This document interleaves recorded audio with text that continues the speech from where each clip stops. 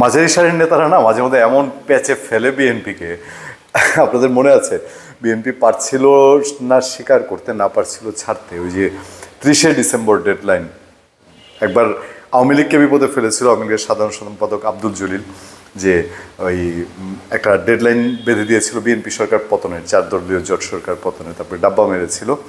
তখন সম্ভবত 30শে এপ্রিল না মার্চ, যাই হোক ওইরকম একটা ট্রাম্প কার্ড হাতে আছে বলে তারপরে তো ঘোড়া রান্না হলো। তারপরে যে 2023-এ এসে, আপনার 2022-এ না 22-এ এসে বিএনপি আমানুল্লাহ আমান সহ বেশ কিছু নেতা, যে ডিসেম্বরের পর দেশ চলবে খালেদা জিয়ার কথায়, তারেক রহমানের কথায়, এসব বলে টলে একটা হুলস্থুল কাণ্ড কারখানা। আওয়ামী লীগ তো বুঝেনি কোন আওয়ামী লীগ, সে ঢাকায় বিএনপির শেষ মতো সমাবেশই ঠিক মতো করতে দেয় না, সেই কোথায় গোপীবাগে গিয়ে সমাবেশ করতে হলো বিএনপির। যাই হোক মান বাঁচিয়েছিল বিএনপি সংসদ সদস্যরা পদত্যাগ করে। এইবার কয়েকদিন আগে আপনাদেরকে একটা কন্টেন্ট আমরা জানিয়েছিলাম, বিএনপির মধ্যম সারির এক নেতা, ওভাবে সারা দেশে জনতা নামের উপর চেনেন না, তিনি বললেন যে আগামীতে বিএনপি চেয়ারপারসন বেগম খালেদা জিয়া তিনি হবেন প্রেসিডেন্ট, রাষ্ট্রপতি, আর তারেক রহমান বিএনপি ভারত চেয়ারম্যান তিনি হবেন প্রধানমন্ত্রী।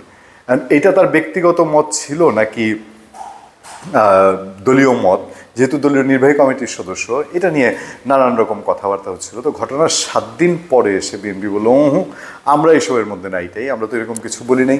কেন বলে নাই সে জায়গায় পরে বলছি। আমরা বলেছিলাম যে ইলেকশনের আগে এই রকম যে ওই যে মন্ত্রিসভা গঠন করে ফেলা, কে কোন মন্ত্রণালয়ের দায়িত্ব নেবে, এসব করতে গেছে যেই দল সেই ধরা গেছে, আমরা ইতিহাস টেনেও বলেছিলাম। তো এইবার এসে বিএনপি এই ধরনের কাজ করার কথা না, হয়তো বা শেষ তক গিয়ে এরকম হতেই পারে, বেগম খালেদা জিয়া প্রেসিডেন্ট, তারেক রহমান প্রধানমন্ত্রী, যদি ভালোই নির্বাচনী বৈতরণীটা বিএনপি পার হতে পারে। সেই জায়গাটা দিন দিন চ্যালেঞ্জের মুখে পড়েছে। তবে এটা বিএনপি বোকার মতো ঘোষণা দিবে না যে ইলেকশনের পরে কে কী হবে, এবং এখানে তো পরিবারতন্ত্রের বিষয় সামনে চলে আসে, সমালোচনা হবে যে আরে তাহলে তো পরিবারতন্ত্র রেডি, মা ছেলে মিলে এরকম দলে 2টা বিশাল পদে এভাবে, এরকম একটা সমালোচকদের হাতে বিএনপি তুলে দিবে, সেটা আমরা মনে করি না। যে কারণেই শহীদ মিনারে গিয়ে খুব বেশ কিছু পরেই বিএনপির সিনিয়র যুগ্ম মহাসচিব তার মুখ দিয়ে বলতে হলো, এবং পত্রপত্রিকায় নিউজটাও সেভাবে হয়েছে যে না, খালেদা জিয়া রাষ্ট্রপতি, তারেক রহমান প্রধানমন্ত্রী, এটি বিএনপির অবস্থান নয়। রুহুল কবির রিজভী আহমেদ তিনি বলছেন, কি বলছেন, যে ত্রয়োদশ জাতীয় সংসদ নির্বাচনে বিএনপি জিতলে খালেদা জিয়া রাষ্ট্রপতি হবেন আর তারেক রহমান প্রধানমন্ত্রী হবেন বলে ফেসবুকে যে প্রচার সেটি ঠিক নয় বলে মন্তব্য করেছেন দলটির সিনিয়র যুগ্ম মহাসচিব রুহুল কবির রিজভী আহমেদ। ফেসবুকে প্রচার হচ্ছে, আগে বিএনপির নেতারা বলেছেন।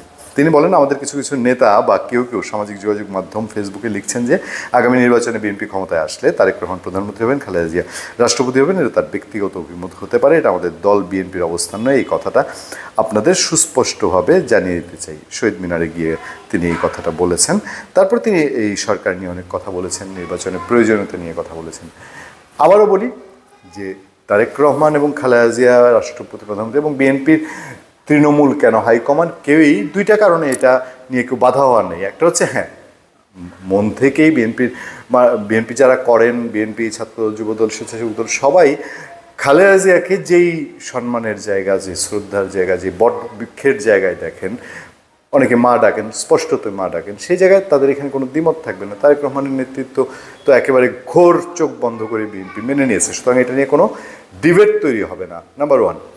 নাম্বার 2 হচ্ছে সাহসও তো কেউ পাবে না, যে এটার বিরোধিতা করবে, এই সাহসও কেউ পাবে না। ধন্যবাদ সবাইকে, ভালো থাকবেন, সুস্থ থাকবেন। আপনাদের সাথে আমি আতিক রহমান পূর্ণিয়া।